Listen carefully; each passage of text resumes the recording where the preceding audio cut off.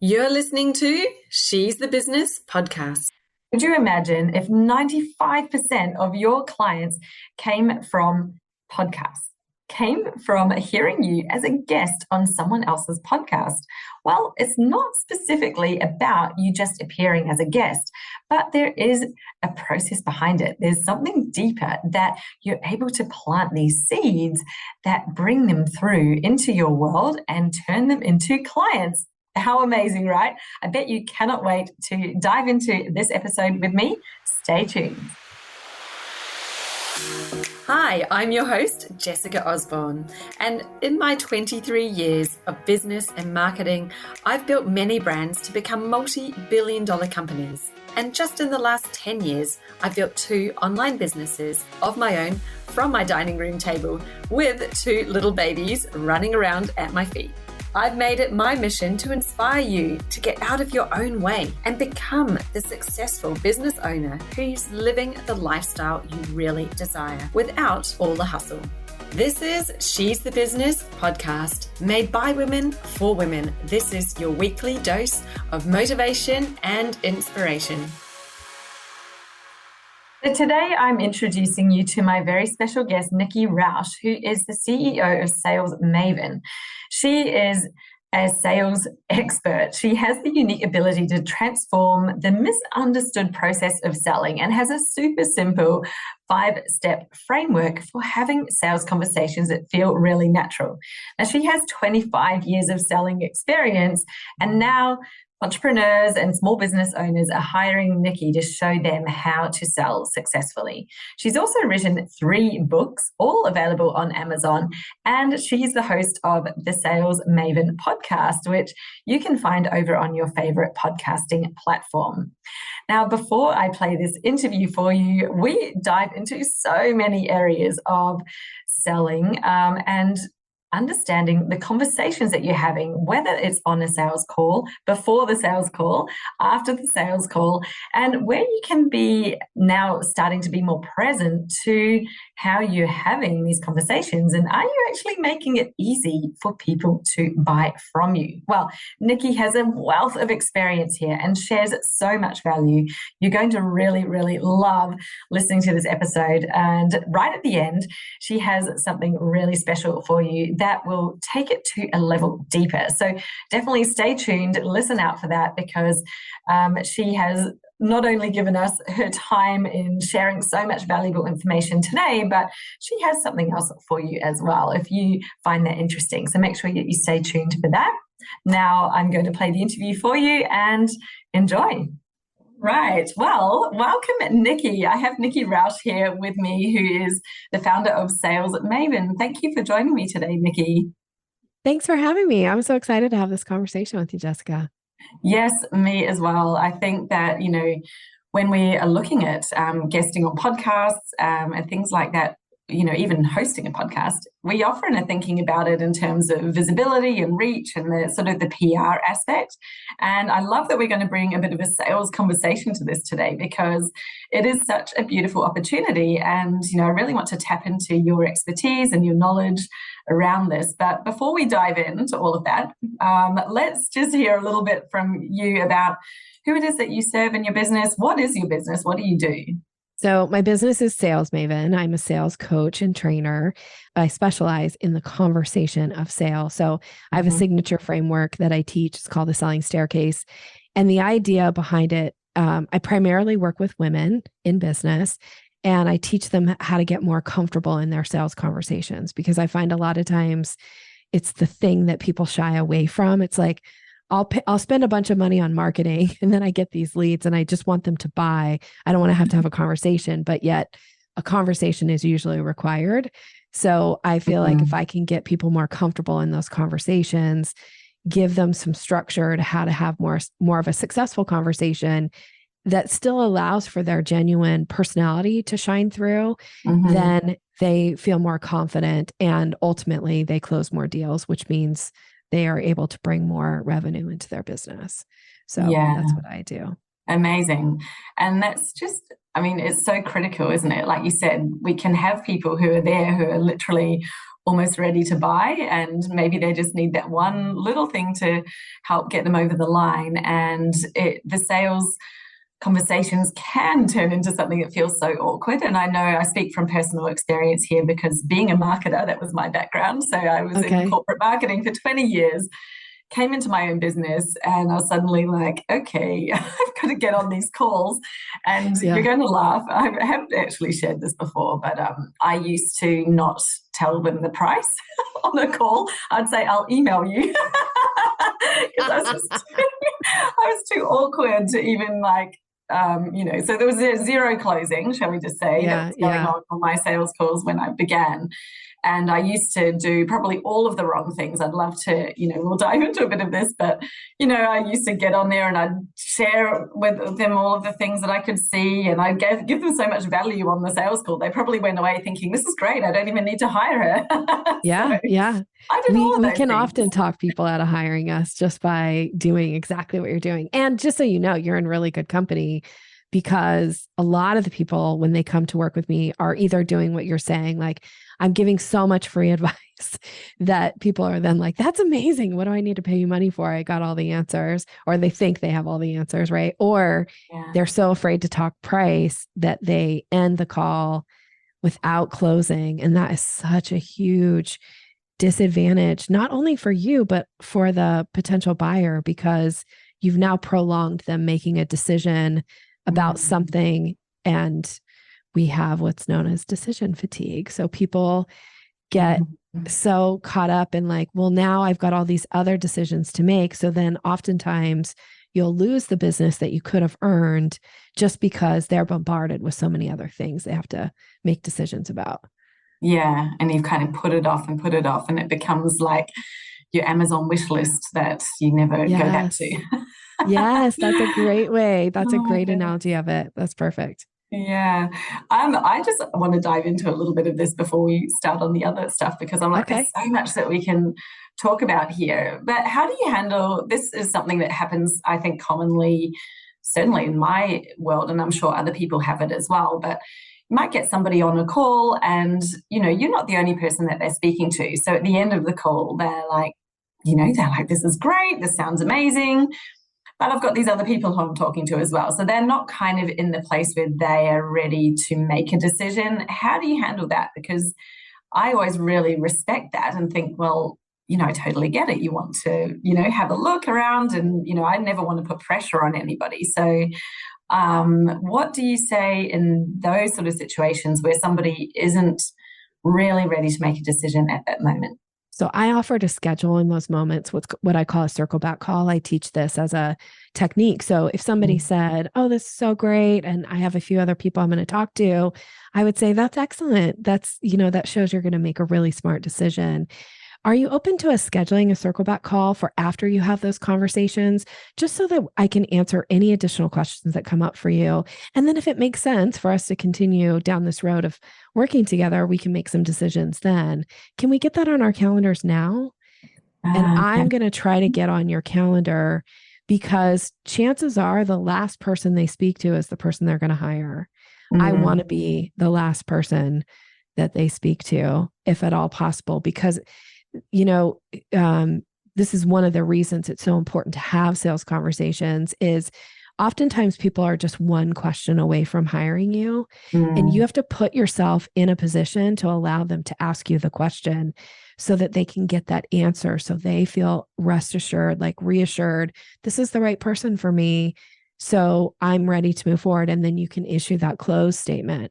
So offer to schedule the circle back call. Now, you don't have to be pushy or aggressive. It's just an ask.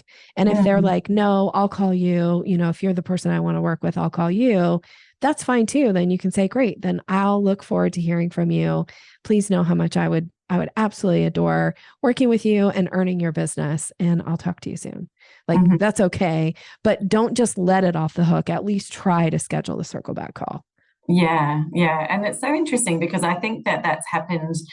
I reflect back, and I haven't done that. I haven't scheduled the follow-up call, but I've always reached out and followed up. And it's interesting how often when you haven't heard from somebody and I'm like, well, I said I was going to follow up, I'm following up, and you ask them, do you have anything that you just that you're not sure about, a question, and the number of times they come back and say, yeah, there is actually something that I really want to ask.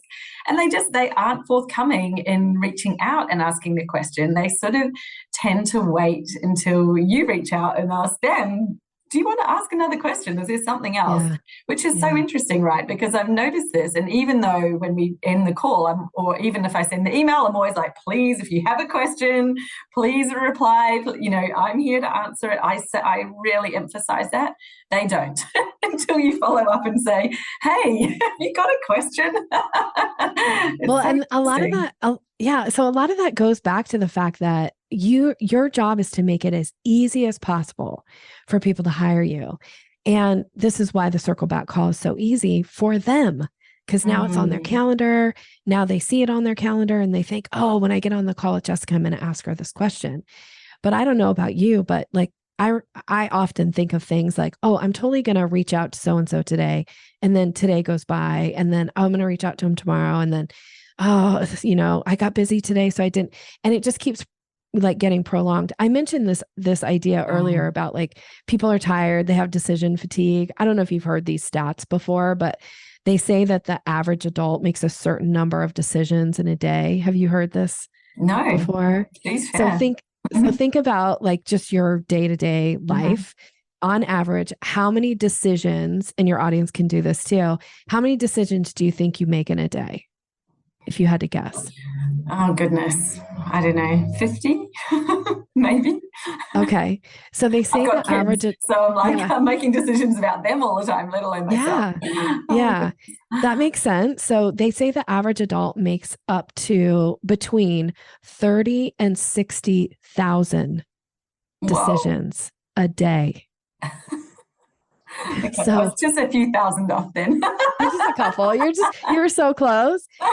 And that might seem like that number might seem incredibly crazy, right? Because it's such a big number, but realistically, you're making decisions all day long about all kinds of things. Like what's the temperature of the shower I'm going to take today? Like how am I going to stir my coffee? How am I going to do this? How am I going to do that? Like you're constantly making decisions and not thinking about a lot of them because like some of them are kind of knee-jerk decisions. It's like, oh, I do it this way every day, but I'm going to probably still do it this way tomorrow.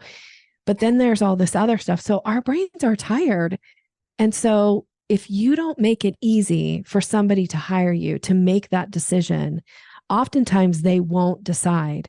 So when I say that often people hire the person they talk to last, it's because now it's easy for them to make that decision because they're there in the moment, and it's easier to make a decision in the moment versus like, well, let me think about it and put it on my to-do list to think about.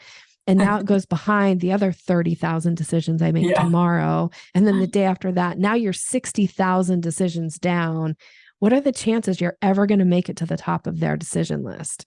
Like pretty slim. So your job is to make it easy. And the easier you make it for people, the more inclined they are to hire you when they have a need, when they've expressed interest. Yeah, that makes so much sense. Breaking down the barriers and just make it easy for them. And then they're like, oh, this just seems like the path of least resistance. They probably feel drawn to it. Maybe you're thinking, I'm drawn to this one. It's because it's so easy, right? And it's not difficult. Yeah, I love that. Yeah. And there's so many ways that we can make things easier for people. I'm always I'm loving these tips because I'm like, I'm going to use some of these myself, I think, in my business. But, thinking about things like what you're asking people to do even before they've signed up with you or before they get on a call. And some of the ones, it's like, oh, all of these questions before you jump on a call, or you've got to complete these huge onboarding things before you pay. And I'm like, oh, no, let's make it really easy to sign up, and then you can do all the questions that you need afterwards. But that's right. It's just some really simple kind of tweaks like that. I think, again, I love that you've even brought even more to this. It's like, how can we make it even more easy for someone? And, this decision fatigue, 100%. This is so realistic, so relatable, yet it's right under our noses and we don't see it, right? We're not kind of aware of it. So thank you so much for bringing that in. Now, I wanted to ask, there was a question kind of mulling around in my head about,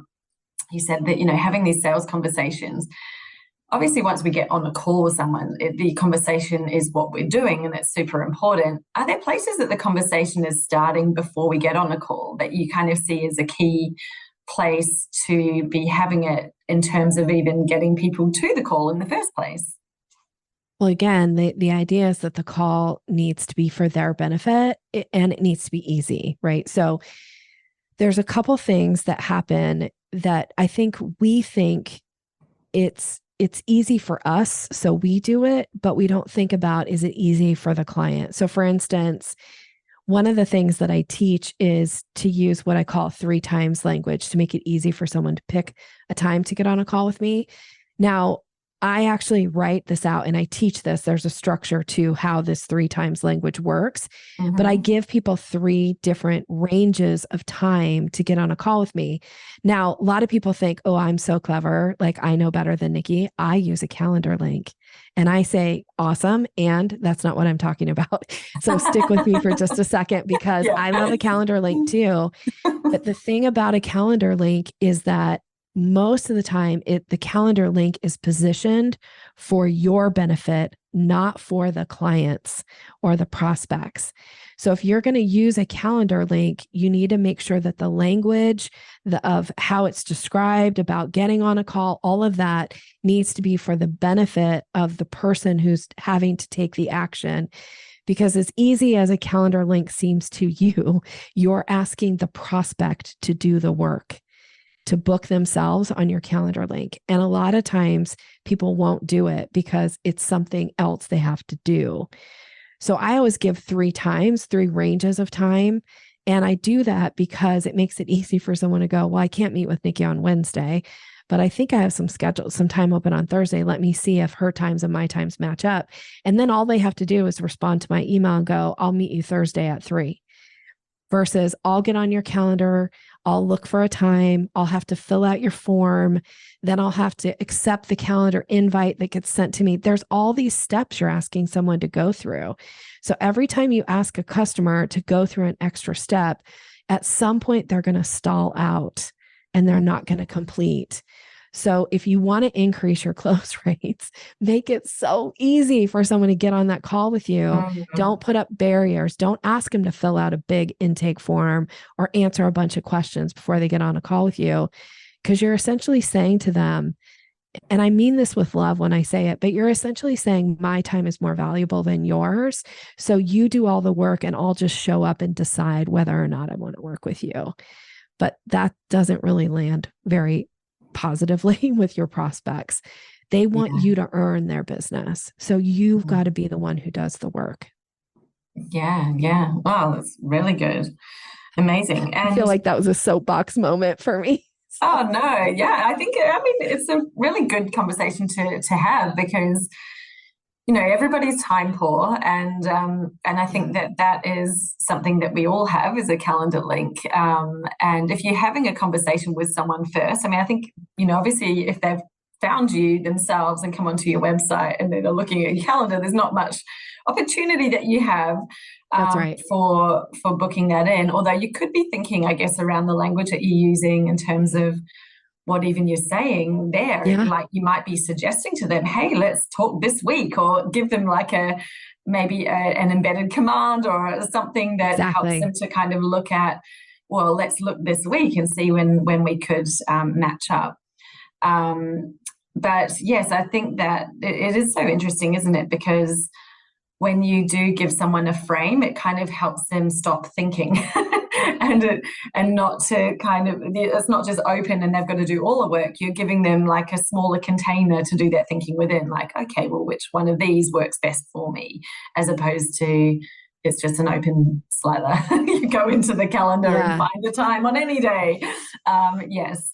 No, but that's a really good point. I think, it's so simple, but where can we make things more easy for people so that they do less thinking? I love it. We're so overloaded. I've really noticed a difference. I'm not sure if you have as well, but sort of since COVID ended and everybody's life is like ramped back up to 1,000,000% of speed, we're going at 1,000 miles an hour now instead of 100. I've found there is a difference. Like, I'm really conscious and I'm one of these people who is a bit of an overthinker. I'm probably, I'm a multitasker. I've got hundreds of tabs open. You'd hate to see my computer. Same, by the way. Yeah. But I tend to kind of, without realizing it, and I've noticed this in myself, I overcomplicate because I think about all the different layers of the detail. And I'm on a real mission right now. I'm like, right, I just need to make things more simple, like explain my stuff more simply. Let's not get into all the deep thing. And it's been really fascinating, the experiments that I've been doing, like just with some social posts and stuff, when I'm like, instead of writing something really deep and thoughtful and meaningful like I would, I've just put something really light and fluffy out there, and people are like responding to it. And I was like, well, this is evidence of, just where our brains are at and what we can cope with. And they can't always cope with all of the deep stuff, even though it's so valuable. It's like, actually, we might not be serving as well to be diving into that. So yeah. I love it. Keep it really simple. This is like, you're a woman talking to me about stuff that I really care about here. Time is so important.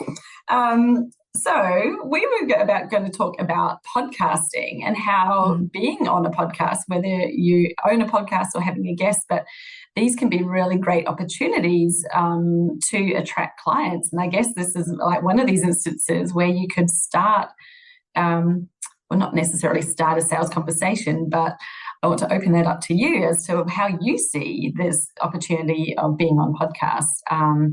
How is that a sales opportunity? What is the conversation that we're having to get new clients? Yes. So podcasting for me is my number one source of marketing. So guesting on podcasts. Probably 90% of all of my leads come from podcasting. So, and I could say right now, it's probably like 95% of my customers, if you ask them, how did you first get connected to Nikki? They'll say, I heard her on so-and-so's podcast. So podcasting for me has been such an important way to grow my business. And it kind of started a little bit organically. Like I didn't get real intentional about it until 2019. And it was because when I looked at the end of 2018, where did all my clients come from? I was like backtracking, like, was it from speaking? Was it from, Facebook ads? Like, where was it? It was like 70% of my clients came from me being on podcasts. Well, I didn't even have a podcast back in 2019. I had been asked to just be on a couple people's podcasts. Like they were searching me out. So my philosophy in sales is, once you know that something works, how can you like pour some gasoline on it? Yeah. So then in 2019 is when I hired a really effective podcast pitcher. So we got serious about actually pitching me onto my ideal podcast, where there was something complementary about what the host was doing, and their audience would maybe be a possible fit for what my work is. So I almost never go and speak on like somebody's podcast that offers sales coaching, right? Because their people are there because they want to learn from that person. So bringing Nikki on, they're like, who cares what she has to say? But if you have an audience, so think about who is the right audience for you. And then we track our podcasts. So we know, because I offer something at the end every time I go on a podcast that's specific to that podcast. So we can track and see at the end, like, did this podcast, were the listeners interested in what, like, in my message, and were they interested in getting more? So we give them a way to get more. And then from there, there's a bunch of other things that happen. But I think a lot of times people just go on a podcast and they think, well, we'll see what happens. And I think it's important to be more strategic. Like, you go into the podcast with the idea of delivering huge value, using story to let people kind of get to know you and get that like comfort level with you. And then you offer them some next step, something that allows them to have a little bit of a deeper connection or vibe or training or something from you. And then you track that and you see, and then you can be strategic about which podcasts you would say yes to, and which podcasts are just not the right fit, not the right audience. Yeah, that's so interesting. Had there been any surprising ones where you sort of thought, well, I'm going to do this one, I'm not sure if that's going to be a real winner, and then you've been surprised about the outcome? So many, so many. There are podcasts where, they have like a huge following, they have a huge audience, and I think, oh my gosh, it's going to be so great. Like, it's going to resonate. And then we'll get like one subscriber from the podcast. And then there will be other small podcasts where it like sometimes I think almost all of their listeners had to have subscribed to my email list, or gotten the freebie. Wow. Because, looking at the size of their podcast, like it's not that big of a podcast. So I say yes a lot. If somebody reaches out to me, I almost always will say yes to the podcast, because I feel like a podcast host wouldn't reach out to me if they didn't feel like my message would be important for their audience to hear. Yeah. But then there's other podcasts, like there's certain podcasts that you think, oh, these people would be so great. Like their audience is perfect. And maybe they'll subscribe to my email list, but they'll never buy. So there are certain podcasts that I have my pitcher avoid. Like, please don't pitch me to these types of podcasts, because their people are not buyers. They're just kind of like lurkers. Yeah. Yeah. That's so fascinating. I haven't actually dived into to figure out, I guess, the stats and the insights, but I know of certain podcasts that I've guested on that have definitely brought me clients. So I'm not as I haven't been tracking each individual one to know what subscribers they send me, but thank you for that idea. I think I'm like, interesting. I think I can do that now. But I do know that there's certain ones who have, just me appearing on that podcast has resulted in clients, which is amazing. And at the time I was really obviously you're doing it for that as an end goal, but I didn't realize really how powerful it was going to be. So it's amazing. What do you see some of the other mistakes that people make, either if they're hosting a podcast or guesting on a podcast? What would be the key mistakes that they're making in terms of not leveraging the opportunity?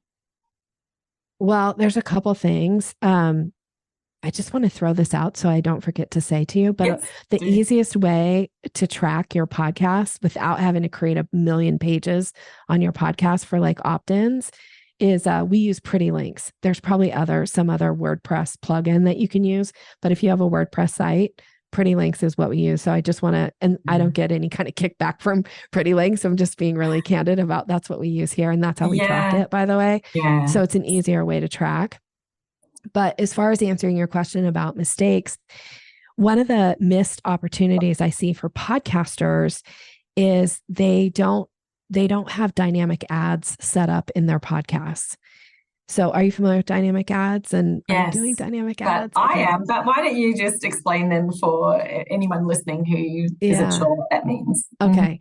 So dynamic ads it allows for you to insert ads into your podcast, but feed them into your back catalog as well. So let's say that you have 100 episodes of your podcast. As long as you have it set up for dynamic ads, you could record an ad today that's for something that you're offering next week and run it to every single one of those 100 podcasts, because people people will find your podcast at different times. So just because you released episode 100 this week doesn't mean that's the episode people are going to start listening to. So somebody might find your podcast this week and listen to episode 10. You want that ad of what's going on right now in your business to run. And you don't want to have ads at episode 10 that refer to something that you offered 2 years ago that you no longer offer. So this is why dynamic ads are such an important piece. And you can run, I know with the platform that I use, we run what's called pre-roll ads. So it's the ad at the start. We can run mid-roll ads. So at any point, you can run an ad in the middle of the podcast, and then post-roll. And so sometimes we only run a pre-roll or a post-roll. Sometimes we'll run a mid-roll and a post-roll. Like, you have all this flexibility. And sometimes you can have multiple ads going, right? So I always have an ad for a freebie for my listeners. And then when I have some promotion going, then I'm running an ad for the promo too. So by selling something you're being you're promoting to your listeners, it helps pay for your dynamic ad fees. So it's worth it to do, I think.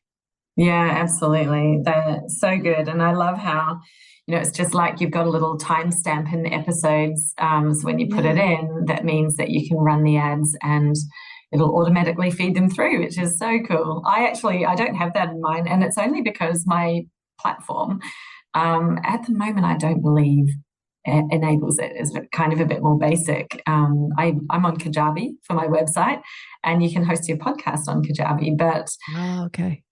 There are benefits in terms of it brings all the traffic to my website, and there's a lot of benefit to doing that. But that is the one thing that I was like, oh, if I was really, going to choose again or look at a platform again, and maybe move it, then that would be something that I'd be definitely looking for, is the ability to run dynamic ads. Because right now, yes, you do get my old ads on my old episodes, which is, good and bad. I think at times it's kind of interesting, but then I always have to think about, if I discontinue something, what do I do with that link? People might be, going to an old link, and then you probably need to make sure that you've got a redirect in place to get them somewhere relevant. So it does complicate life a little bit in the back end. But anyway, I wanted to ask about, the language. You referred at the beginning to your staircase, your selling staircase, I think you called it, which, really piqued my interest. And is this something that you use in, when you're guesting on a podcast, for example? Do you use any of this type of language when you're having these conversations, or is this specifically when you're on a sales call, is your selling staircase a framework that you use on the call? The answer is yes to both. So the selling staircase, it's made up of 5 steps. So the idea is to understand what step you're on in the conversation. And then once you understand what step you're on, it's easier to know what to do or say next to invite the person to the next step. So this is kind of a long answer to your question, but I promise I am answering the question. Yeah, so with the 5 steps, there's step 1 of a successful sales conversation in the selling staircase is introduction. So whether I'm on a podcast, or whether I'm meeting somebody face to face, or whether it's through my website or on social media or whatever, there's things that you can do in step 1 to create a positive first impression. So there's things I would do with you as the host when we first get on a call together, to set the stage for building some credibility, and also building that know, like, and trust. And then step 2 in the selling staircase is to create curiosity. Most people don't even know how to create curiosity, or even think about it as such an important piece of the sales conversation. And yet it's really, truly the most missed step. And yet it's the most important step, because it's very hard to get to step 3, 4, and then 5, which is the close, if you don't create curiosity. So one of the ways around creating curiosity is to learn to plant seeds, to pique interest, which, by the way, you couldn't have set this up better for me, because you actually used those words. You said this thing and it piqued my interest. So so thank you for that, Jessica. Just for the listener, we did not plan this ahead of time. No. But that's the idea, is through your story, through the way that you answer questions.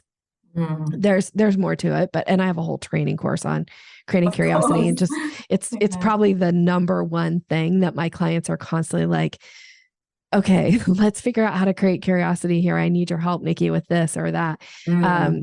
Because it's like building a muscle. It does take practice to get really good at it. And yet when you get good at it, what happens is people go like, tell me more about da-da-da, or what does that mean? And then now they're leaning in. And when people are asking you to tell more, when people are leaning in, it is essentially them giving you permission to like give enough information for you to see, am I talking to a potential client here, or are we just having a nice conversation? And so when I'm on a podcast, I'm constantly planting seeds and trying to pique curiosity. And how I know it works is because listeners reach out to me and go, Nikki, you said that thing and I need some help with that in my business. Or, oh my gosh, you did this thing and it made me rethink the way that I'm putting information on my website or whatever. Like all of that has to do with me creating curiosity. So that's step 2. Step 3 is discovery. That is your consult call. And there's things that you need to do in that step to make it easy to move to step 4, which is the proposal. That's where you're actually selling, by the way. That's where you're laying out your offer. That's when you're pitching kind of the solution. And then step 4 and 5 go really close. Step 5 is the close. Step 5 is the second most missed step in the sales conversation. Most people might make it to step 4 in a sales conversation, and then they don't understand why people aren't buying. And they're like, oh, this person seemed interested. And then they kind of disappeared. Like, what happened? Almost always it's because they're missing step 5 in the conversation. They're not making it easy. This goes back to our earlier conversation. Yeah. They're not making it easy for somebody to make a decision. And when you don't make it easy for someone to make a decision, they don't make a decision. Yeah. Yeah. Amazing. I was thinking, so when you're in step 3, the discovery, this is where you're kind of more asking questions. Is that what that would be looking like, where you're kind of finding out what it is that they're looking for, and then how obviously you're going to be able to match what you have to them if they are the right fit? Because obviously, we don't want to sell something to somebody who's not the right fit. But is that where you're doing that discovery? Like, is this going to vibe? Have I got the right thing for them? Like, is what they're looking for right for me as well? Yeah, absolutely. So that's a part of it, the discovery piece for me, which there's something you need to do at the very start that sets the conversation up for success. And then you do lead into having a set list of questions. Now, I don't mean that you need to sound like a robot and you're just reading off a script. That's not what it means. But the questions that you ask during that part of the conversation, it's more important than you giving advice. It's more important than you offering like free, solutions. The objective of the questions are to understand, am I talking to an ideal client? Do they have a problem or a need? Do I have a solution that meets that problem or need? And if so, do I know how to ask permission to then put a solution in front of them? So you mentioned kind of at the beginning of the call that sometimes when you were early starting out, you were doing this thing where you're like giving advice, and then talking people out of hiring you. And I think one of the misconceptions that people think, well, if I get on a sales call, my job is to be the monkey and dance and try to prove to somebody like, I can help you. So I'm like, I'm going to dance around here. I'm going to show you how great I am. I'm going to prove my worth. But that isn't actually the point. And they don't really care.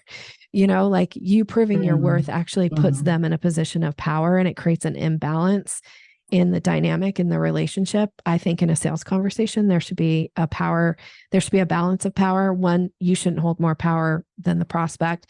They shouldn't hold more power than you.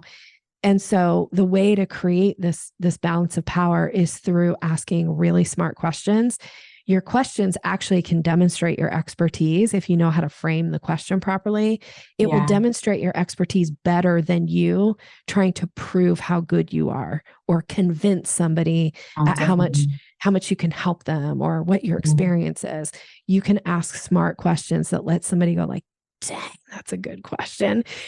Jessica wouldn't have asked me that if she didn't know the answer. I need to know that. So I got to work with Jessica.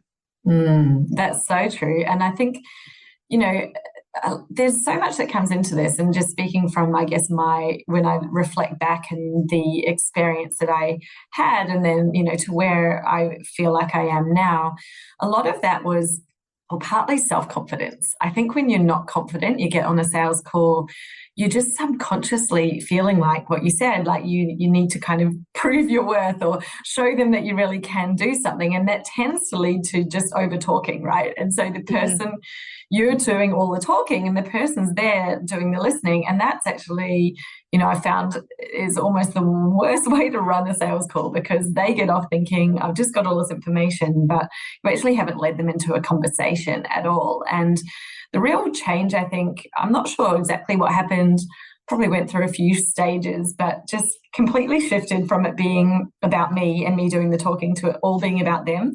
And as you said, like asking questions.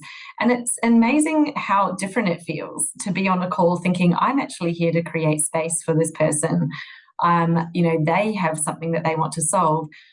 We're going to have a conversation, but the best way I can help them is actually to ask questions of them and to kind of really hold that space. And whether they choose to go through with it or not, it doesn't really matter. It's just a totally different shift in the presence, in the way that the conversation flows, and you actually end up having more control over the conversation in a way when you're actually asking the questions and letting them do talking. And what did they say? Everybody loves to talk about themselves. So they get off the call thinking, that was amazing. I just had the best conversation.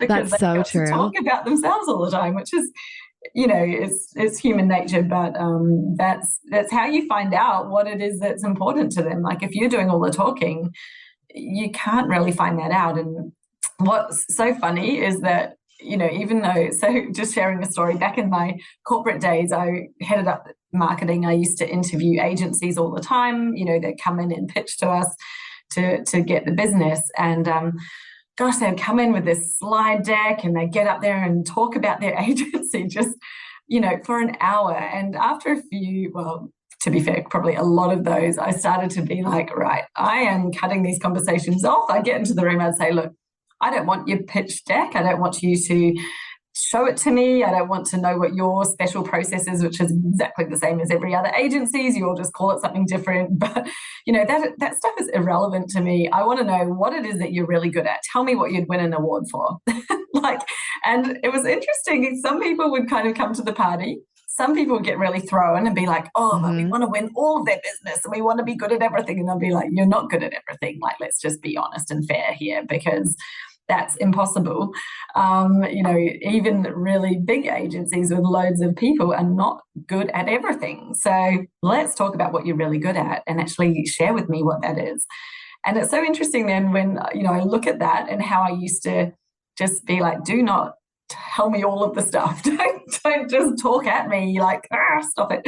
And then coming into, holding my own sales conversations in the beginning and just doing all of this talking. And it was that I think I'd kind of clicked and reflected and thought, why am I doing this? It's like the exact opposite of a great experience for the person on the other end.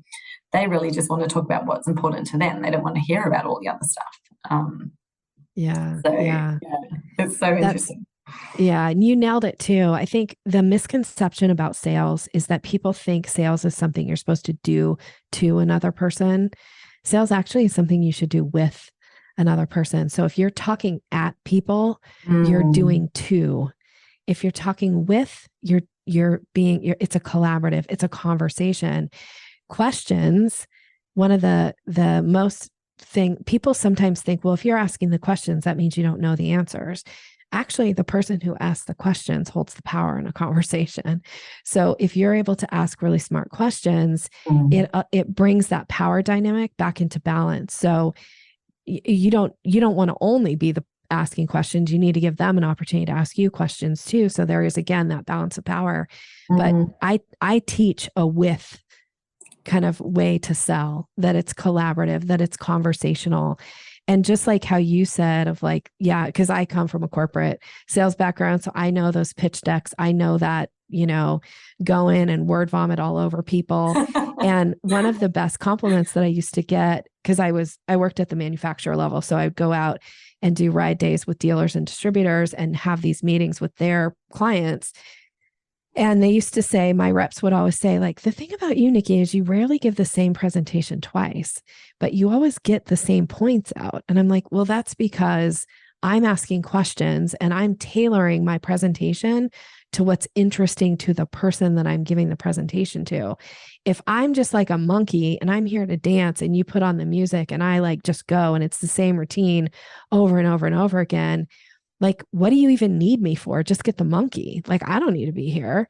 So I think it's really, really important that you are able to tailor your conversations. And so it gives you the freedom to have real connection and conversation when you're not trying to be like, look how great I am. I can do this. I'm good at everything. All my customers love us. Here's all the things they said. Here's the feeds and speeds about our product. Like, pretty soon people are like, I'm tuning out. Like, we're talked at all day long by sometimes our family members on social media, in the news. Like, people just talk at us constantly, and our brains are tired. And if you want to engage somebody's brain, you got to talk with them. Yeah, absolutely. Now, I wanted to ask you, because this sort of popped into my head as you were talking, and it's something that I think we all probably experience. And it's when, and sorry, I'm going to backtrack slightly. I think this is a part of where people feel a bit of an aversion to sales, and a bit like, I don't want to be that salesy person. But it's kind of, I think, born from this experience that we have, especially if you have an online business and you're getting somebody in your DMs or in your inbox, and they're straight to the sale. Like, they want to get married with you. They haven't even responded or had any interaction at all, zero. And they're just like, blah, blah, blah, I want to do this. Let's do it. And this, I kind of want to open up a little can of worms for you to dive into here, because I know that you mentioned a minute ago about, having permission, or getting that permission to move from the discovery into the pitch, and how you do that so that the person is actually like, yes, I want to have this conversation with you. I want to hear about your offer. Because until they've said that, would that be true that they're just like, I haven't even said I'm interested? And this is something I struggle with, because I have people come into my DMs every now and then. Usually it's just delete. Like, you're just diving straight in here and trying to sell to me. Most of the time it's highly offensive, because you're telling me you love my content, but hey, I see a real big problem with it. Can I share that with you? I'm like, great way to start a conversation. Like, give me a compliment that you completely just throw in the rubbish bin 2 seconds later by saying that you think that you know something better. And anyway, you don't even know what I want or anything about it. But every now and then I respond to someone. I say, mate, you don't even know anything about my business, and I haven't said that I have a need or a desire or a want. And some of them come back and they just are so confused. They're like, but what do you mean? I've gone through your whole business, is what one of them said to me last week. And you're like, okay, you've gone through like a micro dot of what you can see online that's probably taken you 5 minutes to do a quick review of something, and now you think you're the expert, and like, you're an unknown person. You have no credibility with me at all. There's no conversation. Everything about it's wrong. And I'm kind of like, I'm always really wanting to help these people and kind of shine the light for them, but I never know how I can do it in a very short message, because I think if you don't get it, you're just not getting it. I think you're a bit of a lost cause. I don't know. I'm opening that up because I'm like, that's one of the things that's my pet hate is, trying to have a sale, or trying to get someone into a sale where they have not indicated any desire, any need at all. And you're just in there fishing and confused as to why they're not saying yes. Yeah, I think I call that the shotgun approach to sales. I don't believe in it as a strategy. I think it's a terrible way to sell. And I personally don't think you should pitch anybody unless you have their permission to pitch them. So, people always say to me like, oh, Nikki, it must be so easy for you to earn business because you get all these people emailing you all the time and pitching you all the time. And you can just respond to them and be like, hey, you really need help with sales, so you should hire me. And I was like, I would never, even though I'm offended by the messages that they often send, because they're so rude, of like telling me about my business. I mean, imagine going up to somebody that like maybe you saw them across the room at a restaurant and you go up to them, maybe they're sitting there having dinner, and you sit down at their dinner table at the restaurant and you be like, I know so much about you. I've been watching you for 5 minutes. Let me tell you everything I know about you. That person would be like, get out of here. Like, go away. It's so offensive. I'm busy. I'm eating dinner. I'm paying to be here. Get out. And so doing that, showing up in somebody's DMs and word vomiting how amazing you are and all the problems they have. I also compare this to walking around with a piece of paper and giving people a bunch of paper cuts and being like, oh, bless your heart, sweetheart, you are bleeding. I sell Band-Aids. It's like, I'm bleeding because you just cut me 3 times. Of course I'm not going to buy your Band-Aid, you jerk. So, I feel pretty strongly about this too. Like, you should have permission before you put an offer in front of somebody. Now that people go, well, then I don't have anybody to sell to. Yeah, you do. You do the work. You put yourself out there and you attract your ideal clients. And then when you have permission, you put offers in front of them. This is why you sell to it. This is why you build an email list. This is why you put out podcast episodes. Like, this is what you're doing. You're marketing yourself and you're making yourself attractive, that people go, oh my gosh, Jessica is so smart. She's amazing. I love what she talks about. I'm so into her. And I'm going to reach out to her in some way. And now, Jessica, you've got permission to offer them something. And they're going to be delighted to get that offer from you versus you just sending out a bunch of DMs for people who are like, who are you? I don't know you. You don't have any credibility with me.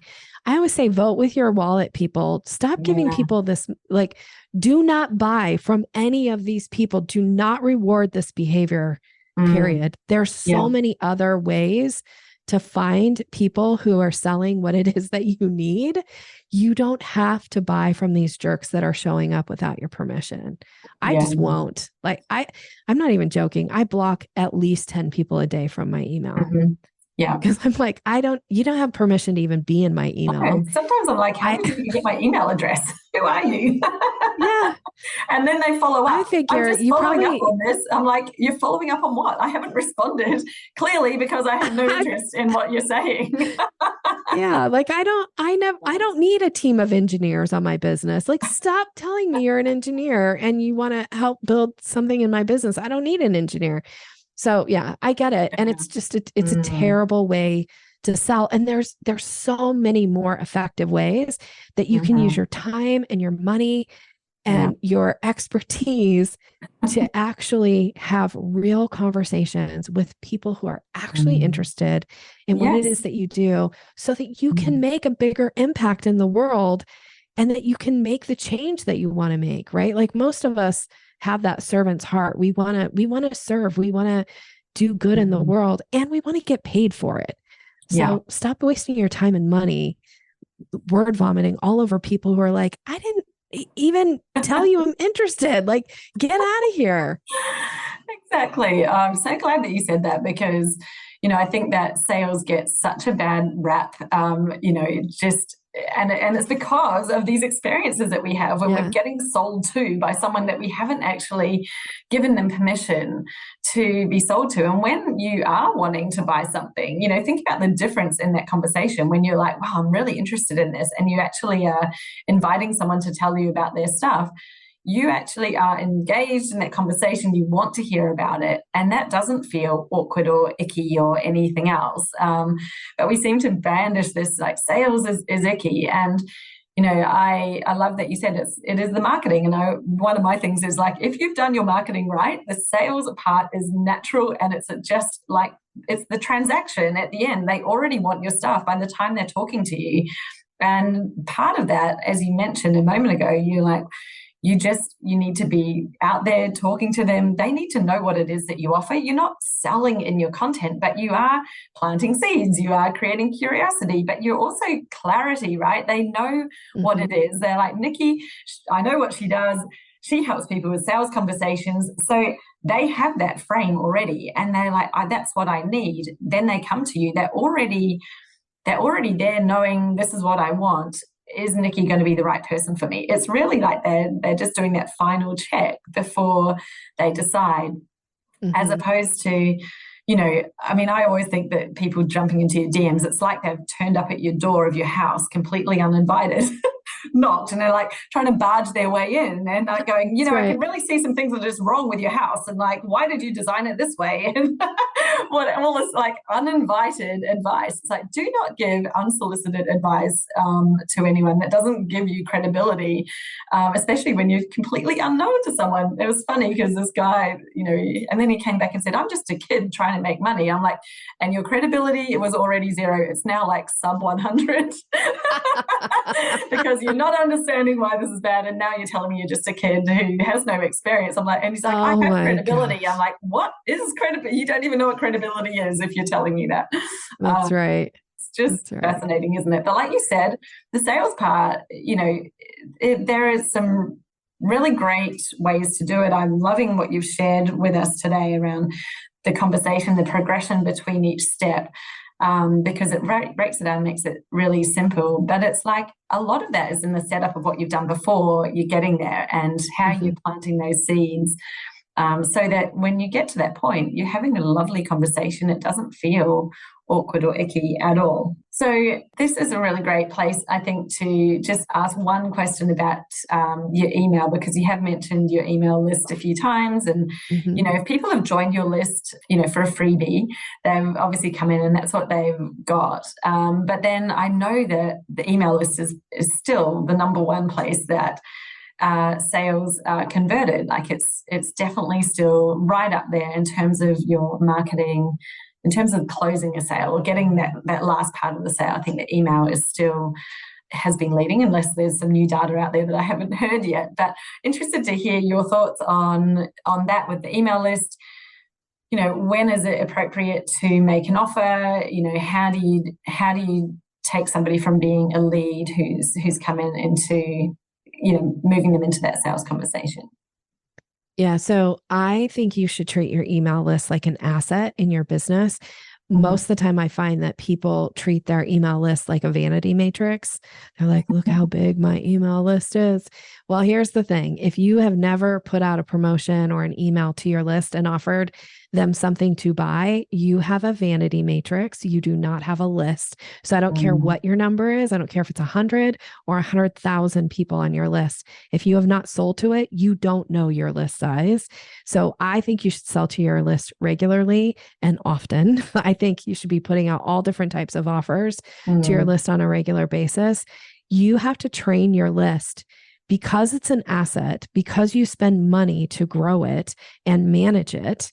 If depending on your email list size, I know mine's it's a significant expense in my business to manage my email list. So therefore, I want to train the people that want to be on the list that you are going to get offers from me. I won't kick you off the list if you never buy anything, but I will remove you, or I'll make it so that you will remove yourself. If you're like, I hate this chick and I'm never buying anything from her, you will unsubscribe from my list because you're going to get offers put out to you regularly. So to warm up your list, when somebody first joins, I actually teach a course called Conversion Email Sequences. And so I think there needs to be a sequence for everything. So an email sequence. So that means you don't just send one email and make an offer. That's not a sales offer. That's one email and it doesn't count. So you have to send multiple emails. So when somebody joins your list initially, you should have a set list of emails. It could be 3 to 7 that is warming them up, but ultimately there should be something for them to buy pretty early on in that sequence because they just got something from you for free, which is hopefully awesome and satisfying. I mean, what I give for free, I think is huge value and people find huge value in it, right? Which is why they sign up for it and then come back and they're like, dang, that was awesome. Like I learned so much, right? And then it's unsatisfying to that person who was like, this was really good. What else is there? If there isn't a what else offered to them. So they need to know what's available to them. So I think by email 4, there needs to be a sales offer to the list, like to somebody who has signed up for your list. And then there needs to be regular offers made to your list. So that could be, depending on your list and how you sell and what you sell, Maybe you're putting out an offer every week. Maybe you're putting out an offer every month. Maybe you're putting out an offer every quarter. If you're not putting out an offer at least once a quarter, you have a vanity matrix. You don't know what your list size is, because after a quarter, people forget they're on your list. And then you send them an email and they're like, I didn't give you permission to send me an email. And you're like, you signed up for my list. People are like, oh, this person's been on my list for 3 years. Well, how many emails have you sent in 3 years? 3. They don't know they're on your list. They have no idea. So true. I love that. And I think that actually kind of ties it back to make it easy for them. Like you said, they're on your list. They signed up for something. And then if they don't know what else is available, are you asking them to go investigating and searching through your website and going on this great big treasure hunt? Like, they don't necessarily have time for that, but you have the ability to help them, to say, hey, if you're this and you need this, then here you go, blah, blah, blah, here's the thing.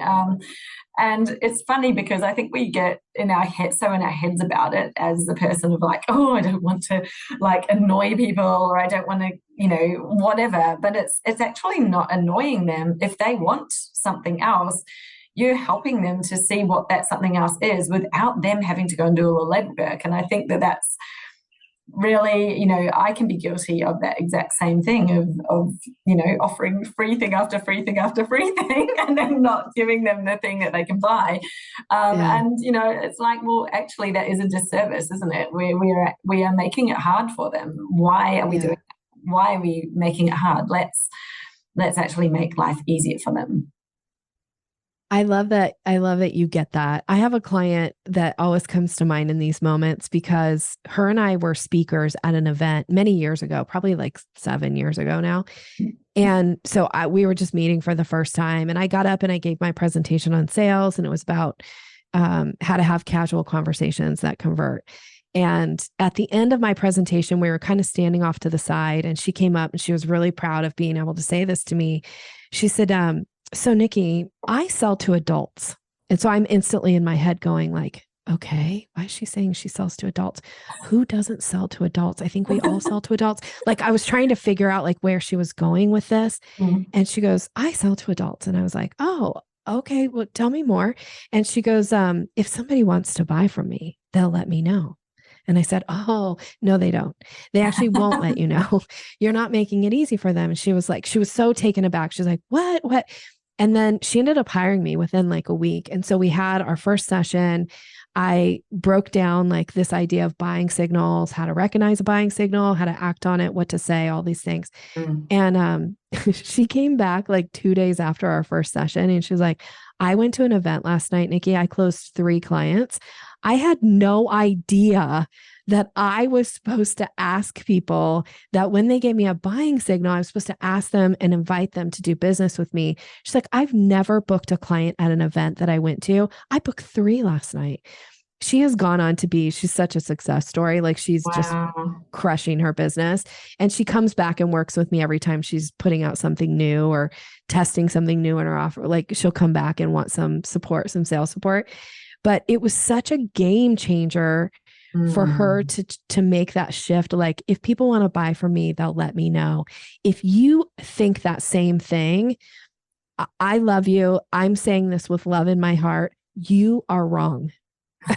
That is wrong. That statement is hurting your business. And there are people out there right now who want to buy from you, but they don't know how, because you're asking them to jump through a bunch of hoops and go dig and try to find ways to pay you money. They won't.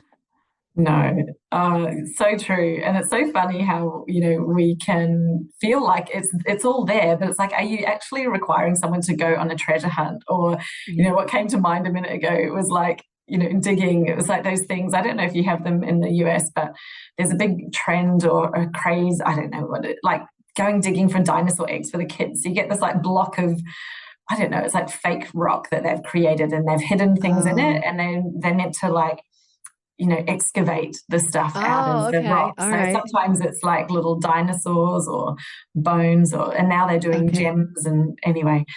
It's like you give the kid this block of rock and go dig for the treasure. That's like literally what we're asking these people to do. Is like, it's all out there. Go and like, find where the treasure is. That is such a great analogy. Yeah, I love that so much. Yes, you got it. Like, you cannot make people dig. You cannot like ask them to jump through hoops. They just won't. But it doesn't mean they don't need you, or that they don't want you, or that they won't buy whatever it is that you're offering. So please make offers to your email list. And if you're not sure how to write the emails, then reach out to me. I have resources for you for that. Like, it's just, you're leaving business on the table. And more importantly, you are robbing people of what they're going to get out of working with you. Like, what in their life is going to improve?